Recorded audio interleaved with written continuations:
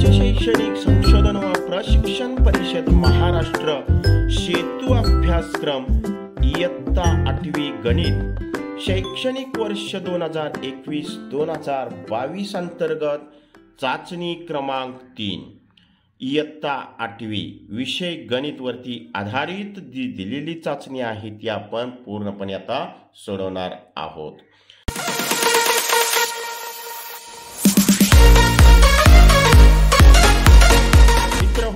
ही चाचणी सोडवण्या अगोदर जर तुम्ही माझे चॅनल सबस्क्राइब केले नसेल तर सबस्क्राइब करा, बेल आयकॉन वरती क्लिक करा म्हणजे मी बनवलेले नवीन शैक्षणिक व्हिडिओज आपल्यापर्यंत लगेचच पोहोच होतील आणि या प्रत्येक व्हिडिओचा आपल्याला भरपूर असा फायदा होईल। ओके, चला तर मग पाहूया चाचणी क्रमांक 3 मधील प्रश्न पहिला, रिकाम्या जागा भरा। हा प्रश्न जो आहे तो 5 गुणासाठी आहे। 5 विधानं दिलेली आहेत, त्यांच्यामधील रिकाम्या जागा आपल्याला भरायला सांगितलेल्या आहेत। पहिलं, ज्या दोन कोणांच्या मापांची बेरीज 90 अंश असते ते कोण परस्परांचे कसले कोण असतात? कोटी कोण। अगदी बरोबर आहे, म्हणजे या रिकाम्या जागेमध्ये काय येणार? कोटी येणार। कोटी कोण आहेत असे म्हणतात। ओके, दुसरं, 9चा तिसरा घातांक गुणिले 9चा दुसरा घातांक बरोबर 9च्या डोकीवरती चौकट दिलेली आहे। पायासारखा असेल त्यावेळी घातांकांची काय होते? बेरीज होते। 3 आणि 2 5, म्हणजे या चौकटीमध्ये आपल्याला मिळणार आहे 5। त्याच्यानंतर तिसरं विधान दिलेलं आहे, पायथागोरस सिद्धांतानुसार, पायथागोरसचा सिद्धांत तुम्हाला माहिती आहे, त्या सिद्धांतानुसार काटकोन त्रिकोणात, पायथागोरसचा सिद्धांत हा काटकोन त्रिकोणावरती आधारित आहे। या ठिकाणी चौकट त्याचा वर्ग बरोबर पायाचा वर्ग अधिक उंचीचा वर्ग, म्हणजेच काय येणार चौकटीमध्ये? कर्ण येणार। अगदी बरोबर आहे, म्हणजे कर्णाचा वर्ग हा उरलेल्या 2 बाजूंच्या वर्गांच्या बेरजे इतका असतो। मग उरलेल्या 2 बाजू एक पाय आणि एक उंची असते। ओके, त्याच्यानंतर चौथं विधान, पाय बरोबर वर्तुळाचा परिघ भागिले काय हो? व्यास। अगदी बरोबर आहे, व्यास। सी बरोबर पाय डी, सी बरोबर पाय डी, परिघ बरोबरच पाय गुणिले व्यास, हे आपल्याला विधान माहिती होतं। त्याच्यावरूनच पाय बरोबर वर्तुळाचा परिघ भागिले काय मिळतं आपल्याला? व्यास। 5वं विधान, 5चा 5वा घातांक आणि पूर्ण कंसाचा वजा 3रा घातांक बरोबर 5च्या डोकीवर चौकट दिली आहे। त्या चौकटीमध्ये काय येणार आहे? तर आपल्याला माहिती आहे ए चा m घातांक त्याचा n घातांक म्हणजेच ए चा m गुणिले n घातांक, म्हणजेच 5 गुणिले या ठिकाणी -3 होणार आहे। 5 गुणिले -3 म्हणजेच -15। या चौकटीमध्ये काय मिळणार आहे आपल्याला? -15। ओके, अशा पद्धतीनं हा 5 गुणासाठी दिलेला पहिला प्रश्न होता तो या ठिकाणी संपलेला आहे। प्रश्न दुसरा, कोणतीही 4 उदाहरणे सोडवा। एकूण 8 गुणासाठी हा प्रश्न दिलेला आहे। तर पहिलं उदाहरण, खालील पदावली सोडवा। आपल्याला पदावली दिलेली आहे आणि ती सोडवायला सांगितलेली आहे। 50 गुणिले 5 भागिले 2 अधिक 24। सुरुवातीला आपण लिहून घेऊया, 50 गुणिले 5 भागिले 2 अधिक 24। आता पदावलीला सोपं रूप द्यायचं झालं किंवा सोडवायची झाली तर सुरुवातीला जी क्रिया आता बेरीज वजाबाकी असेल त्यावेळी बेरीज किंवा वजाबाकीची पहिली त्याच्यापैकी येणारी पहिली कुठली असेल ती आपण करतो। त्याच पद्धतीनं गुणाकार आणि भागाकाराच्या बाबतीत अगोदर कुठली क्रिया येते ती अगोदर आपण करतो। या ठिकाणी 50 गुणिले 5 म्हणजे साहजिकच या ठिकाणी गुणाकार आणि नंतर आलेला आहे भागाकार। अगोदर करून घ्यायचा गुणाकार, 5 5 25 म्हणजे या ठिकाणी मिळालं आपल्याला 250 भागिले किती आहे 2 अधिक 24, पुढचं आहे तसंच ठेवायचं। त्याच्यानंतर आता इथं भागाकाराची क्रिया अगोदर 250 भागिले 2 म्हणजेच किती येणार? 125। भागाकार केल्यानंतर 125 मिळतं, अधिक पुढं काय आहे 24। ओके, बरोबर। आता दोघांची या ठिकाणी बेरीज होणार, 5 आणि 4 9, 2 आणि 2 4 आणि 1 149। काय मिळालं आपल्याला या ठिकाणी? 149। म्हणून 50 गुणिले 5 भागिले 2 अधिक 24 बरोबर 149 असे आपल्याला उत्तर या ठिकाणी मिळालेलं आहे। ओके, आता आपण पाहूया पुढचं उदाहरण। उदाहरण दुसरं, गुणाकार करा। 15xy गुणिले 3x वर्ग y. आपण उतरून घेऊया. 15xy गुणिले 3x वर्ग y. ओके, बरोबर. या ठिकाणी मी आता 15 गुणिले 3 शेजारी घेतो गुणिले x गुणिले xचा वर्ग गुणिले y गुणिले y. ओके, बरोबर. 15 त्रिक या ठिकाणी मिळतं आपल्याला 45 गुणिले x गुणिले xचा वर्ग म्हणजेच xचा घन गुणिले y गुणिले y म्हणजे yचा वर्ग. बरोबर, बरोबर.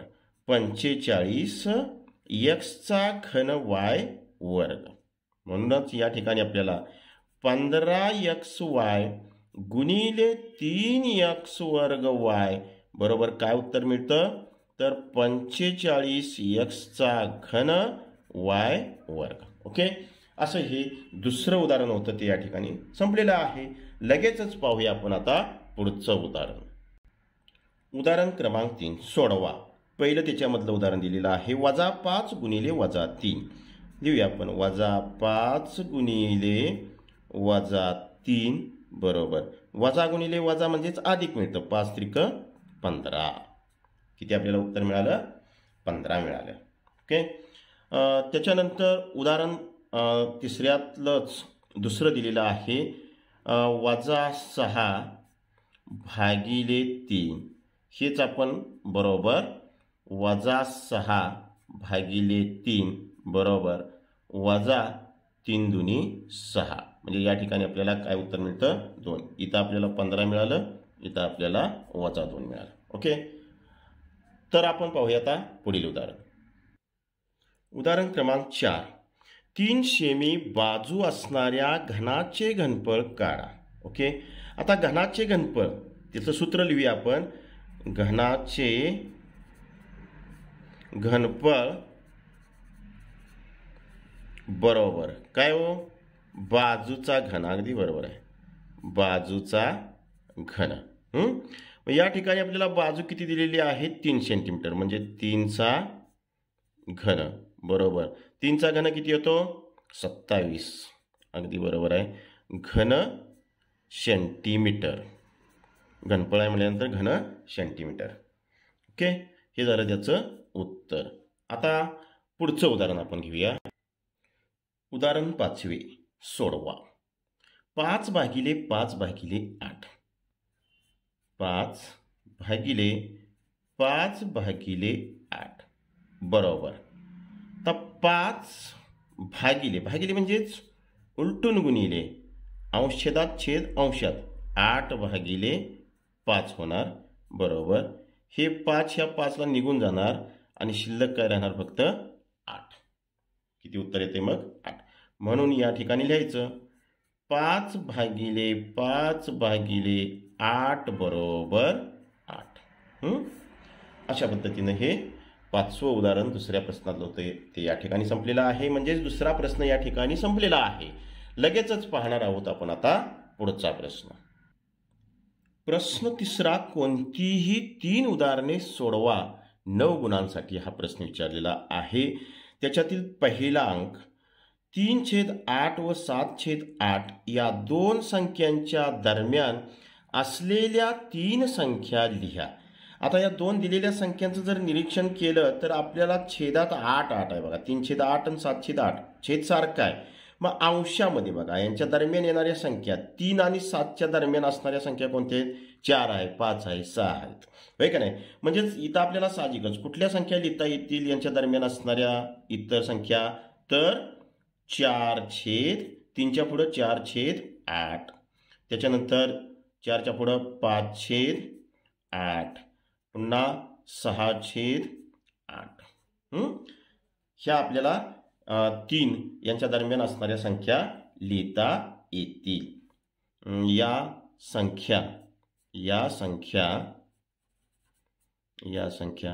3/8 व 7/8 यांच्या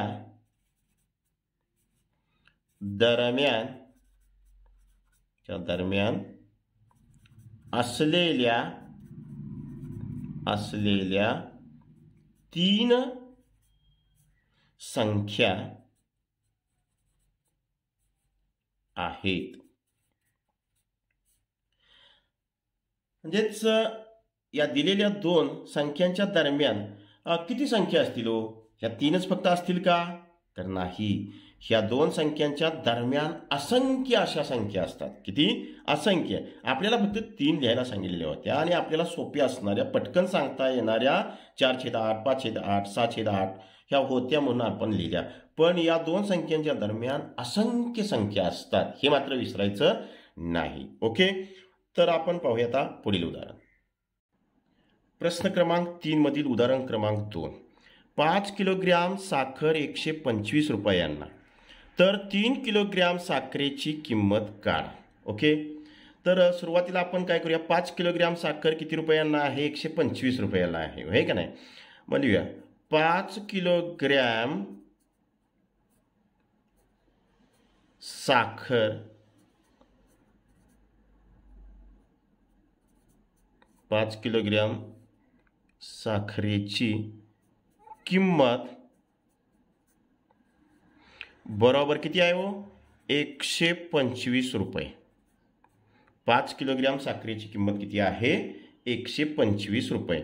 म्हणून 1 किलोग्रॅम साखरेची किंमत काढूया. 1 किलोग्रॅम साखरेची किंमत,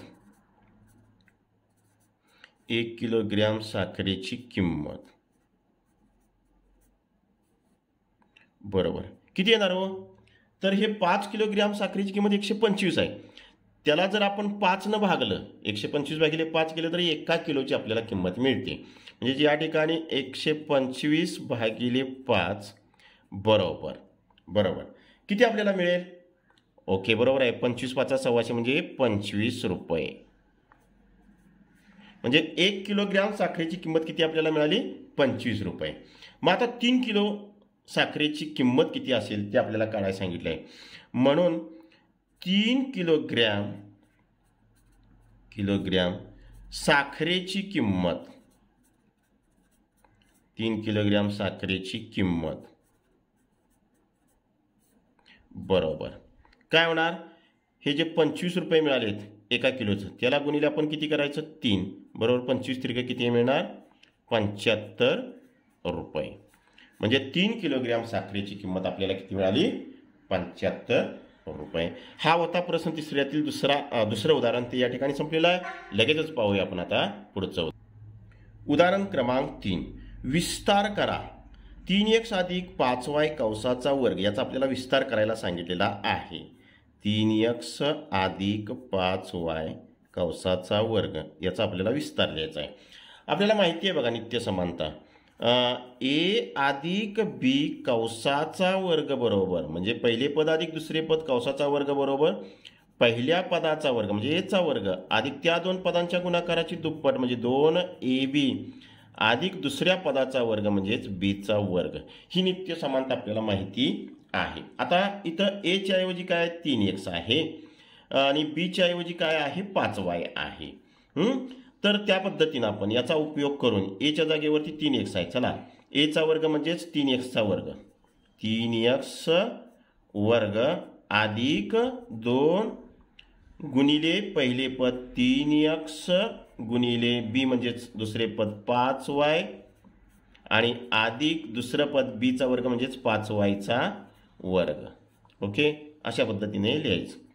3x चा वर्ग, 3 चा वर्ग 9, 9x वर्ग अधिक इथं 3 दुनी 6, 6 पंचे 30, 30 x गुणिले y म्हणजेच xy अधिक 5 चा वर्ग 25 आणि y वर्ग. ओके, हा आपल्याला या ठिकाणी विस्तार मिळालेला आहे. आता आपण पाहूया पुढचं उदाहरण. उदाहरण क्रमांक 4.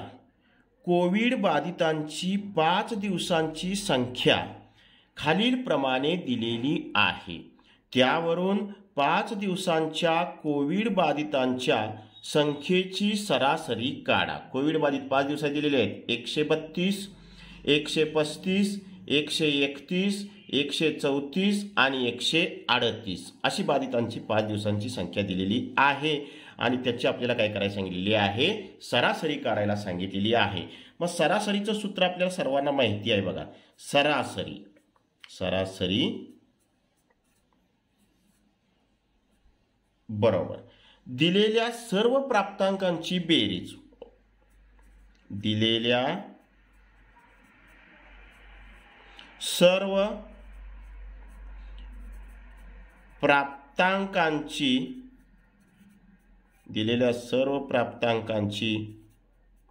बेरीज याला पूर्ण भागिले, दिलेल्या सर्व प्राप्तांकांची बेरीज याला पूर्ण भागिले एकूण प्राप्तांकांची संख्या, एकूण प्राप्तांकांची संख्या, म्हणजे आपल्याला किती प्राप्त झालीत संख्या त्यांची एकूण संख्या. बरोबर.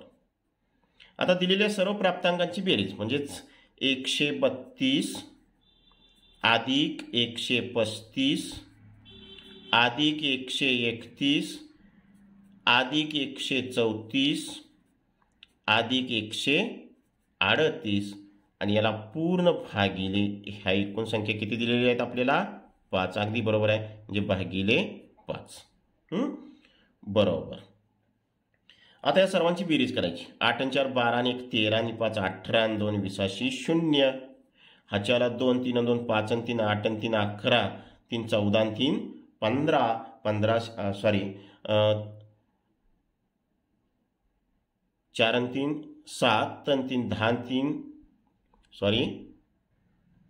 म्हणजे ह्याच्या 2 मिळाले होता.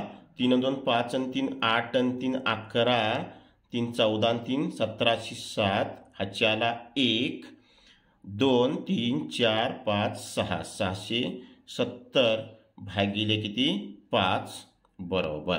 आता 670 भागिले आपण 5 करायचं, म्हणजेच 5 एके 5, इथं राहिलं 1 त्याच्यावर 7, 5 3 15 2 20 20 राहिलं 5 चोक 20. म्हणून सरासरी बरोबर किती मिळाली आपल्याला, 134. म्हणजे सरासरी 134 प्रत्येक दिवशी बाधित लोक होती ते आपल्याला या ठिकाणी मिळतात. अशा पद्धतीनं दिलेला जो प्रश्न तिसरा होता त्याच्यातील 4ही उदाहरणं या ठिकाणी सोडवून संपलेली आहेत. फक्त त्याच्यातली आपल्याला 3 सोडवायला सांगितलेली आहेत, परंतु आपण 4ही सोडवलेली आहेत. तर आता आपण लगेच पाहणार आहोत पुढील प्रश्न. प्रश्न चौथा. कोणतीही 2 उदाहरणे सोडवा 3 पैकी. या प्रश्नासाठी गुण आहेत 8. त्याच्यातील पहिलं उदाहरण, 2 क्रमागत समसंख्यांचा लसावी 90 आहे, तर त्या संख्या कोणत्या. आता या उदाहरणामध्ये शंका आहे, म्हणजे ह्या उदाहरणाचं उत्तर आपल्याला प्राप्त होत नाही. तर काय दिलेलं आहे, 2 क्रमागत समसंख्यांचा लसावी 90 आहे. ओके, हे दिलेलं आहे आपल्याला. पण 2 क्रमागत समसंख्यांचा मसावी हा आपल्याला नेहमी 2 मिळतो, हे आपल्याला माहिती आहे.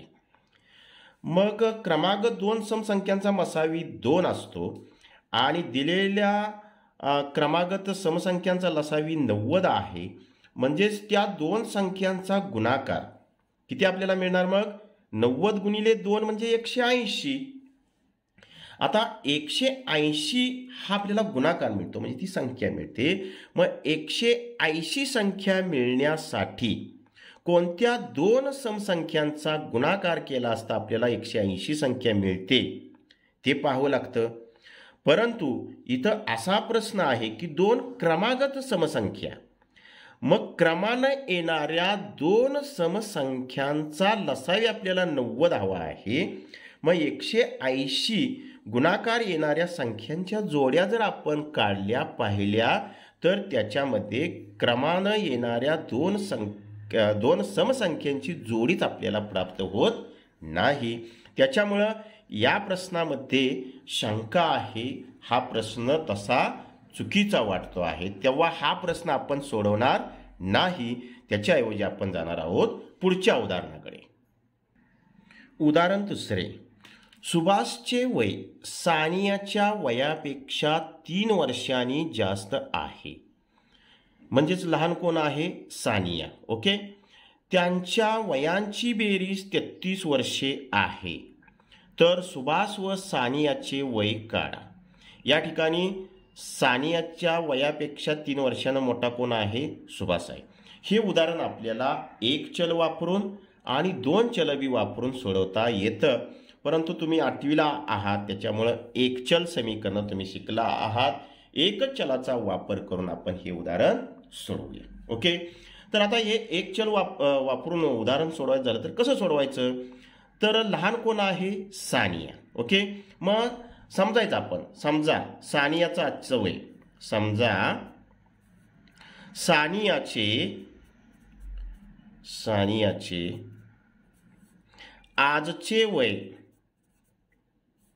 आजचे वय बरोबर x वर्षे आहे असं आपण समजलं. बरोबर. म्हणून सुभाषचे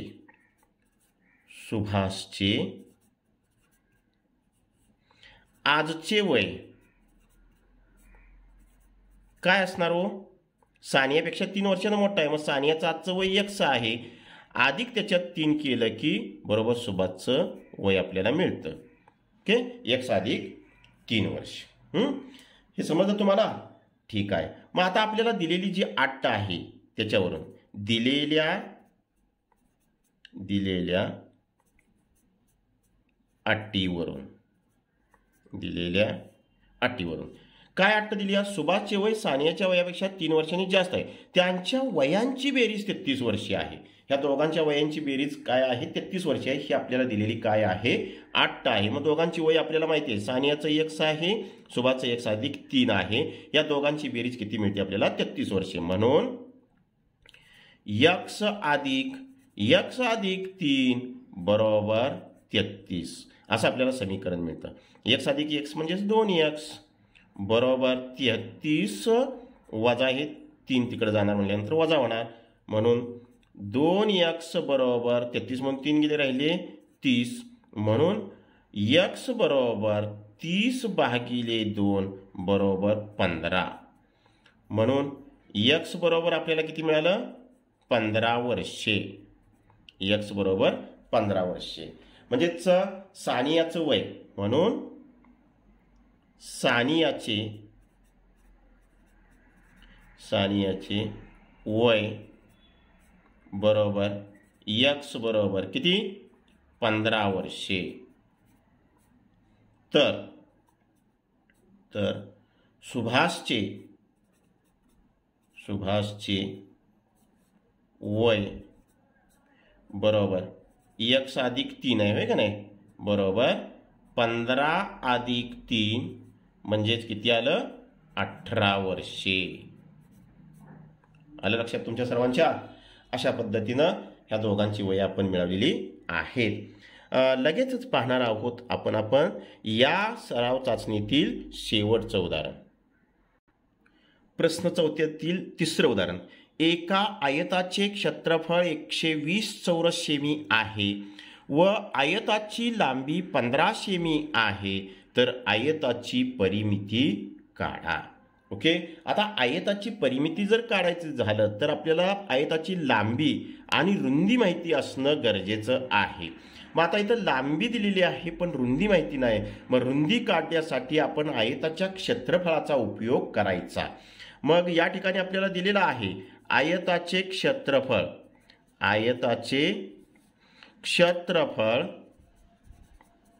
बरोबर किती दिलेलं आहे?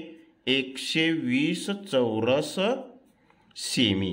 हे आपल्याला आयताचं क्षेत्रफळ दिलेलं आहे. मग आता आयताच्या क्षेत्रफळाचं सूत्र तुम्हाला माहिती आहे. काय हो सूत्र? आयताचे क्षेत्रफळ बरोबर लांबी गुणिले रुंदी. अगदी बरोबर आहे. आयताचे क्षेत्रफळ बरोबर लांबी गुणिले रुंदी. मग आता आयताचे क्षेत्रफळ आपल्याला 120 दिलेलं आहे. म्हणून 120 बरोबर लांबी किती दिली आपल्याला? 15 गुणिले रुंदी काढायची आहे म्हणजे रुंदी शिल्लक राहील रुंदी. म्हणून रुंदी बरोबर काय होणार 120 त्याला भागिले 15.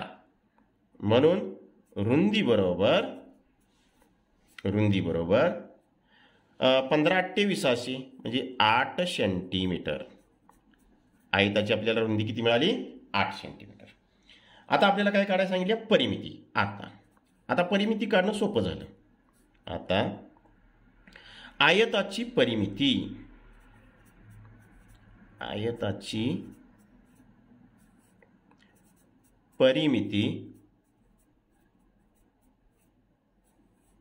बरोबर सूत्र आपल्याकडे आहे 2 कंसात लांबी अधिक रुंदी.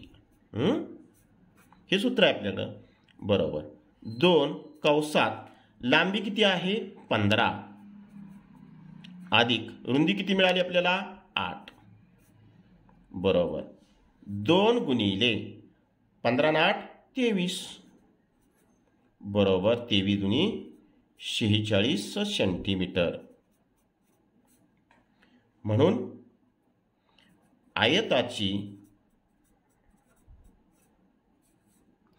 परिमिती बरोबर 46 सेंटीमीटर. ओके. अशा पद्धतीनं हे तिसऱ्या चाचणीतील शेवटचं उदाहरण होतं ते या ठिकाणी संपलेलं आहे. आणि ही दिलेली चाचणी होती ती 30 गुणासाठी होती. याच्यातील सर्व उदाहरणं आपल्याला समजली असतील असं मी गृहीत धरतो. आपण या ठिकाणी थांबूया. हा व्हिडिओ आवडल्यास लाईक करा, शेअर करा, सबस्क्राईब करा. पुन्हा भेटू